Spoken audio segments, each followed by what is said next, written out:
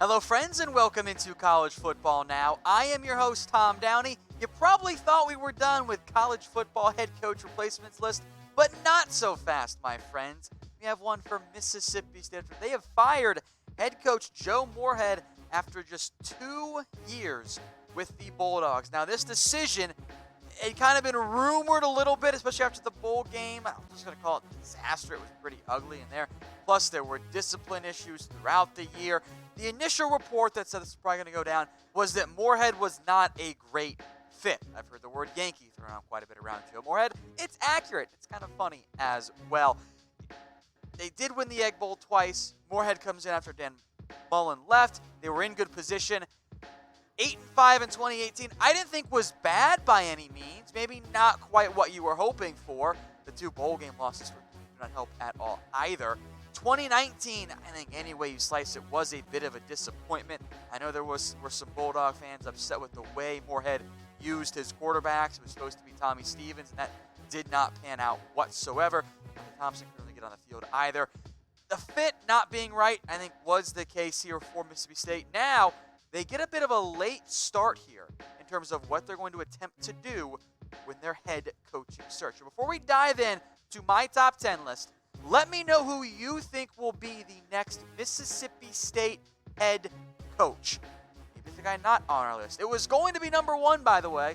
It's going to be Louisiana's head coach. That, of course, is not the case. He's not interested, but let me know. Scroll down to the pinned comment because you might get an ad break here. If you do, scroll down to that pinned comment and reply while the ad's playing. Number 10, Gene Chizik, and this has been kind of mentioned by ESPN as well. I don't really think it's the right route to go. I'd be frankly kind of surprised. His last job was in 2016.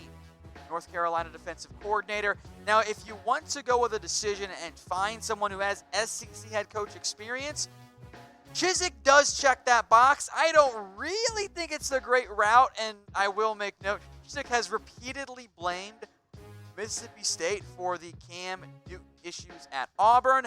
Therefore, I don't really think that's the route Auburn or Mississippi State will go. And frankly, look, Chizik at Auburn, outside of the 1 year with Cam Newton, that's not great. Yeah, they won all their bowl games, but 8-5 is what Moorhead did his first 2 years, and that 3-9 year was a complete disaster. So I don't think Chizik makes a lot of sense, but ESPN mentioned him, so I figured I'd at least acknowledge it as well.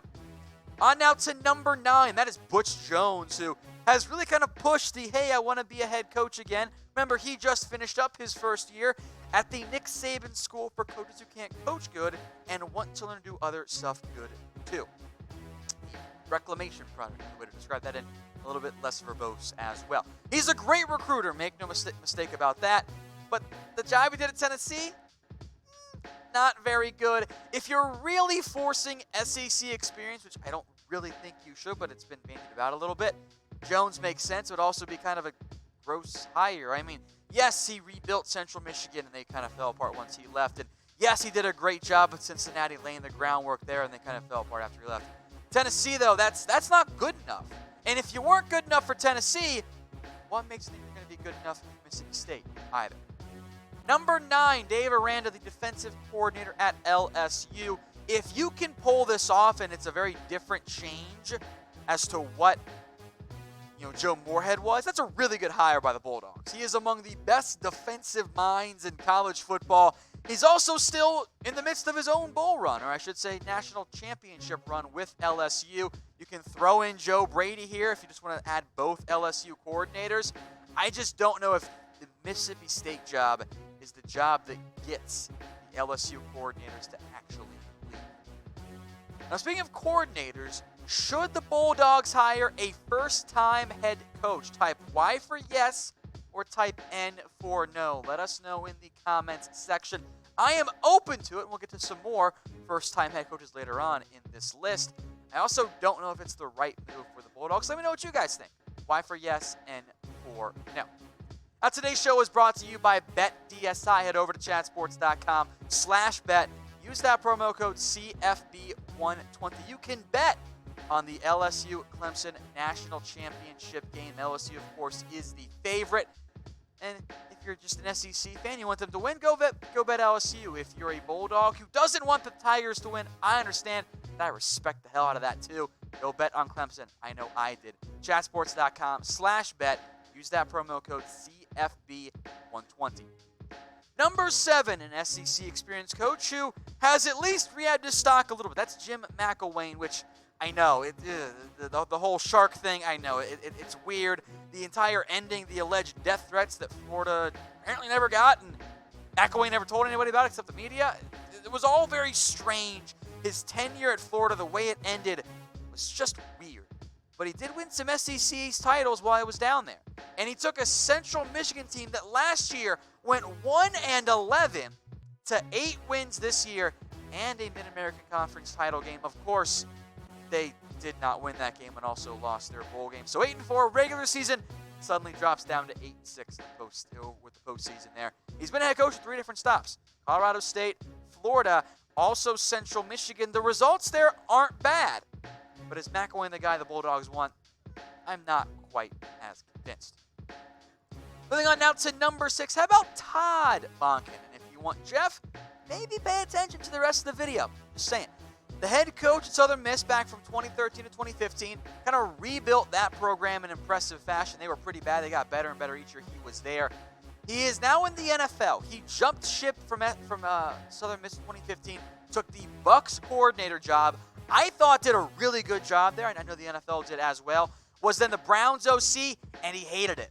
Now, there has been growing buzz that he could just take the Oklahoma State offensive coordinator job where he once was before he made the jump to Southern Miss. Now, you look at the overall results and you go, oh, he was 13-25, gross. Yes, but look at the rebuilding job he did from 1 to 3 to 9.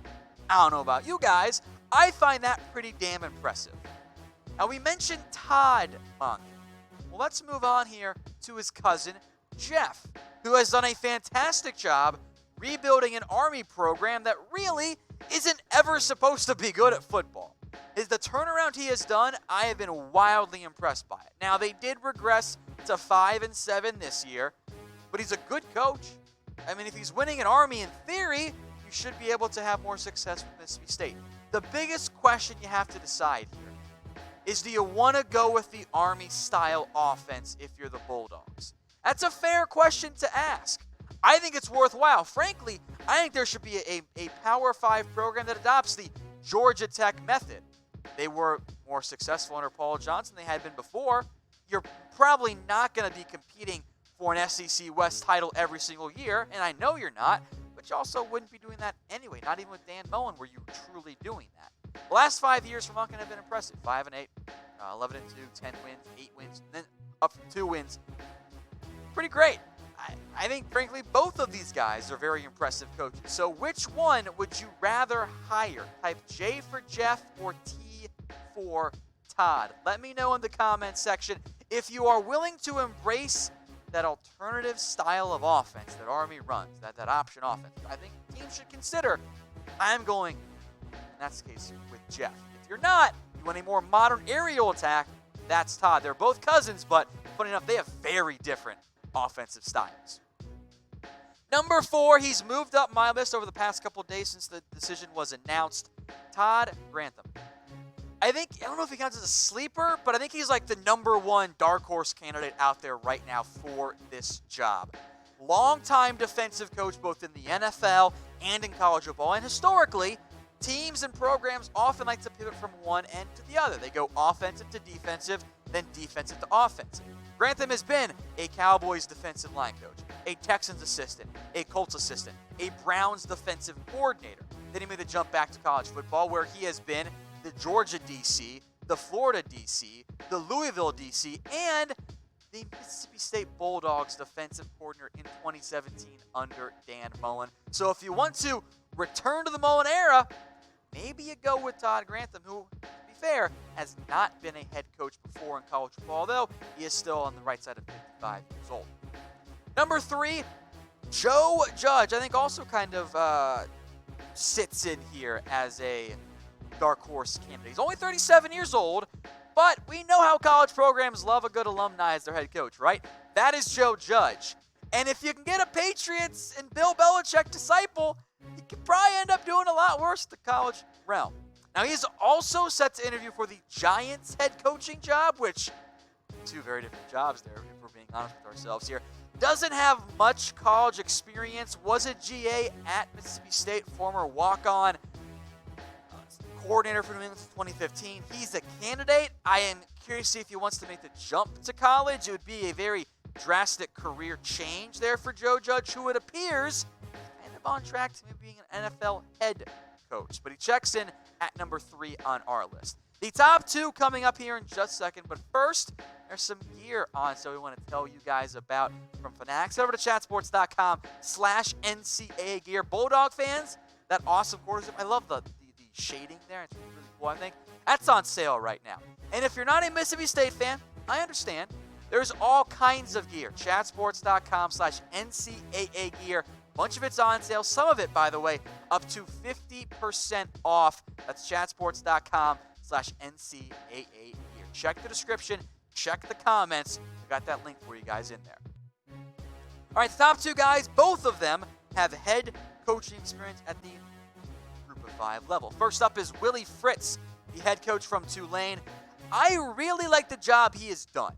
I know the records are not great at either of his stops, but he has rebuilt 2 programs. He got Tulane to the back-to-back bowl games for the first time in a long time, even beyond this. First time they've been bowl eligible since a kid named Tommy Bowden was the head coach, 1997 to 1998. I know his record at Tulane says he is below 500.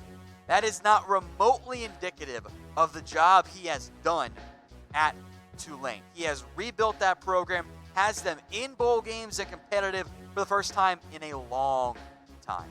Very impressive job that he has done there. 23-27. Fritz, I think, makes a ton of sense.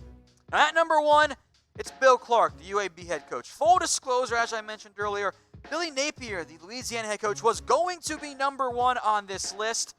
And I think what happened here is that he was number 1 on the Bulldogs list. And they reached out. He said no, and then immediately got himself a 2-year contract extension. So Napier off the list. Bill Clark ends up checking in at number 1. Now, Clark has done wonders with this program that completely shut down for 2 years. 2 years that UAB did not have a football program since the reboot, by the way. They've been one of the better teams in Conference USA. It's kind of crazy to think about. At some point, you got to give Bill Clark a Power 5 job. Maybe the Bulldogs pull the trigger as that team. We asked this earlier. We'll ask it one more time as well. Who do you think the Bulldogs will hire as its next head coach? Let me know in the comment section. It is the pinned comment, by the way. Maybe it's a name we did not mention. Let me know what you guys think down there in the comments section.